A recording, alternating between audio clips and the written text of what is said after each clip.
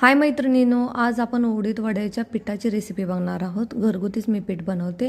इथं 2 वाट्या मी उडद डाळ घेतलेली आहे। सकाळी भिजवायची, हिला 8-9 तास तरी भिजवावी लागते। दिवसभर भिजवायची, संध्याकाळी 5-6 वाजता वाटून ठेवायची। रात्रभर ते पीठ फुगून द्यायचं।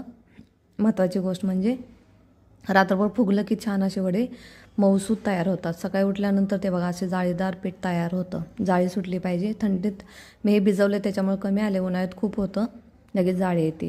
नंतर ह्याच्यात मसाले, जिरे, हिरवी मिरची थोडी चिरून टाकायची, मेन म्हणजे कढीपत्ता टाकायचा, कोथिंबीर टाकायची आणि चवीनुसार मीठ। आणि छान असे हे पाण्याचा हात घ्यायचा आणि मस्तपैकी छान हातावर हे वडे असे गोल थापून घ्यायचे आणि खरपूस असे भाजून घ्यायचे। खूप छान होतात वडे हे, आतून पण मऊ होतात आणि छान असे फुगून टंब वरती येतात। खूप छान होतात। मस्त खावा, स्वस्त राहावा।